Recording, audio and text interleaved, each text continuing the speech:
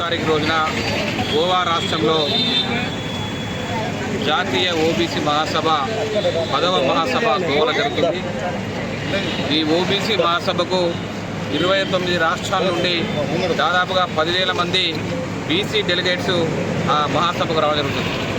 వరంగల్ జిల్లా నుండి 2 బస్సుల్లో దాదాపు 100 మంది మహిళా మరియు బీసీ కార్యకర్తలు పెద్ద ఎత్తున గోవా కార్యక్రమం ఈరోజు బయలుదేరుతున్నాం. ఈరోజు దేశ జనాభాలో 55% పైన ఉన్న ఈ బీసీల పట్ల ఈ రాష్ట్ర కేంద్ర ప్రభుత్వాలు చిన్న చూపు చూస్తున్నాయి. అన్ని రాజకీయ పార్టీలు కూడా బీసీలను తక్కువ చూపు చూస్తున్నాయి. ఈరోజు ఉమ్మడి ఆంధ్రప్రదేశ్ ఏర్పడినప్పటి నుండి ఇప్పటి వరకు కూడా మన రాష్ట్రంలో ఒక బీసీ ముఖ్యమంత్రి కాలేకపోయాడంటే అన్ని రాజకీయ పార్టీలు కూడా బీసీలను ఒక ముఖ్యమంత్రి చేసే పరిస్థితి లేదు. ఈరోజు టీడీపీ చూసుకున్నా, కాంగ్రెస్ చూసుకున్నా, టీఆర్ఎస్ చూసుకున్నా, బీజేపీ చూసుకున్నా ఎవరు కూడా అగ్రవర్ణాలకే మొగ్గు చూపుతున్నాయి. కానీ ఎస్సీ ఎస్టీ బీసీలు మరి ఈరోజు జనాభాలో 90% ఉన్న ఎస్సీ ఎస్టీ బీసీలను రాజకీయ రంగంగా ముందుకు తీసుకే ప్రయత్నం ఏ పార్టీలు కూడా చేయట్లేదు. కాబట్టి ఖచ్చితంగా మేము అడుగుతున్నాం, బీసీల జనాభా ఎంత ఉందో అంత జనాభా ప్రకారం మాకు రిజర్వేషన్ అనేది డిమాండ్ చేస్తున్నాం. అప్పుడే మాకు నిజమైన స్వతంత్రం వచ్చిందిగా భావిస్తాం.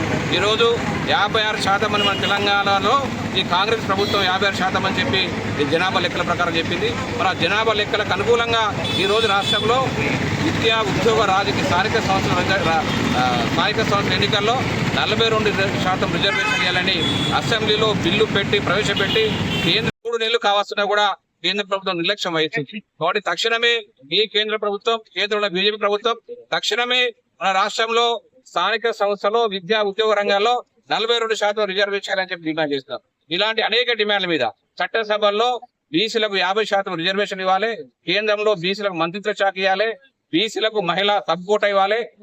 ఇలాంటి అనేక డిమాండ్ల మీద గోవాలో చర్చించున్నాం.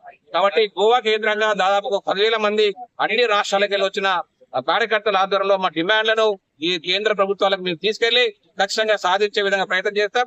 కాబట్టి ఖచ్చితంగా గోవా బహిరంగ సభ ద్వారా కేంద్ర ప్రభుత్వానికి ఒక మెసేజ్ ఇస్తున్నాం. చట్టసభల్లో బీసీలకు రిజర్వేషన్లే డిమాండ్ ప్రధానంగా లక్ష్యంగా చేసుకుని మేము పనిచేస్తున్నాం, ఉద్యమిస్తున్నాం. ఖచ్చితంగా బీసీల ఎంత శాతం ఉందో అంత రిజర్వేషన్ ఇచ్చేవారు కూడా ఈ బీసీల పోరాటాలు ఆగవని సందర్భంగా చెప్తూ జై బీసీ.